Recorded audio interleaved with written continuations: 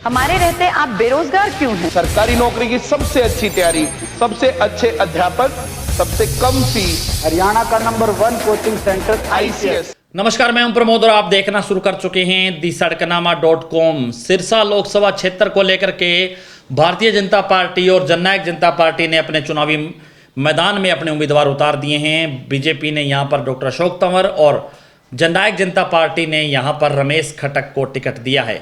अब इंतजार है कांग्रेस की टिकट का। कांग्रेस को लेकर के भी लगभग फाइनल है, तय ये माना जा रहा है कि यहाँ से कुमारी सैलजा है वो चुनावी मैदान में उतरेगी। कुमारी सैलजा का टिकट है वो फाइनल है, कभी भी उसका ऐलान हो सकता है। यानी कि कुमारी सैलजा होंगी, अशोक तंवर होंगे और जननायक जनता पार्टी की तरफ से रमेश खटक उम्मीदवार होंगे। अब एक पार्टी बचती है Indian national Lokdal. Indian national Lokdal चूंकि जिनके सुप्रीमो चौधरी ओम प्रकाश चौटाला हैं, उनका गृह जिला है सिरसा, और इनेलो किसे उम्मीदवार बनाएगी इस बात पर भी सभी लोगों की नज़रें टिकी हुई है। इनेलो अब सिरसा से कौन सा दाव खेलेगी इसको लेकर के भी लोग सोच रहे हैं, क्योंकि यहाँ पर सिरसा लोकसभा क्षेत्र में इनेलो के उम्मीदवार हैं वो सांसद बनते रहे हैं। चाहे चरणजीत सिंह रोडी की बात करें, चाहे डॉक्टर सुशील इंदौरा की बात करें, चाहे हेतराम की बात करें, तो यहाँ पर जो है इनेलो के उम्मीदवार हैं वो भी चुनाव जीतते रहे हैं।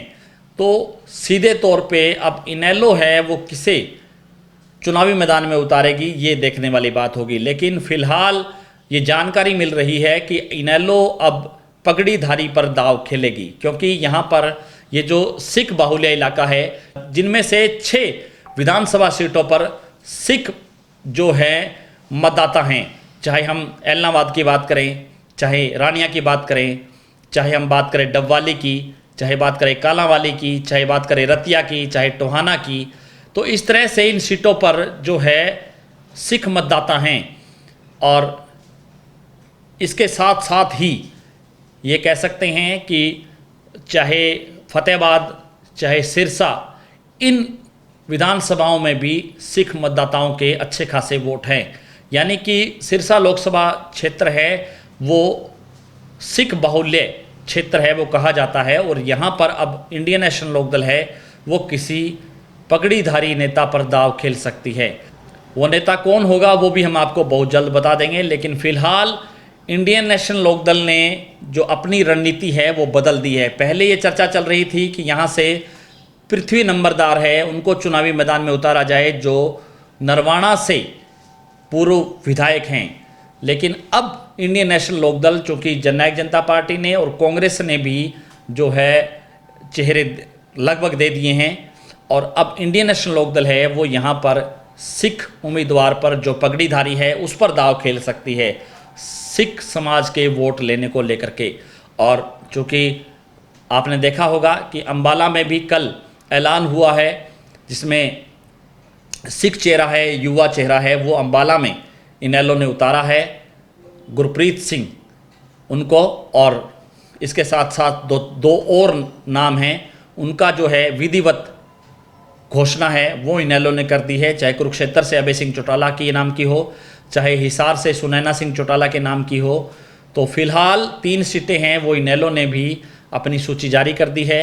अभी 7 सीटों पर इंडियन नेशनल लोकदल है वो और उम्मीदवार अपने उतारेगी, जिसको लेकर के सिरसा में कौन चेहरा होगा उस पर भी सब लोगों की नज़रें टिकी हुई है। लेकिन फिलहाल ये जो जानकारी आ रही है कि इस बार इंडियन नेशनल लोकदल यहाँ पर सिख चेहरा है वो उतार सकती है। हालांकि 2019 में भी यहाँ पर इंडियन नेशनल लोकदल ने चरणजीत सिंह रोडी है उनको चुनावी मैदान में उतारा था जो सिख चेहरा हैं, पगड़ीधारी हैं, और 2014 में चरणजीत सिंह रोडी है वो यहाँ से चुनाव जीते थे। हालांकि 2009 में यहाँ से अशोक तंवर चुनाव जीते, और 2004 में यहाँ से आत्मा सिंह गिल है वो चुनाव जीते थे। चाहे उससे पहले 99 पे डॉक्टर सुशील इंदौरा की बात करें तो वो चुनाव जीते थे। लेकिन फिलहाल ये जो जानकारी है कि यहाँ पर इंडियन नेशनल लोकदल अब सिख चेहरे पर दाव लगा सकती है।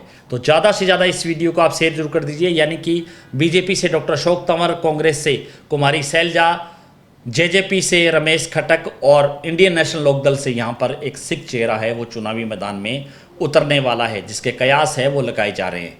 क्या कुछ समीकरण होगा, और आप हमें कमेंट सेक्शन में अपनी राय जरूर दीजिए कि इन चारों चेहरों पर भारी है कौन रहेगा, उसको लेकर के भी आप कमेंट सेक्शन में लिख दीजिए। बहुत बहुत शुक्रिया।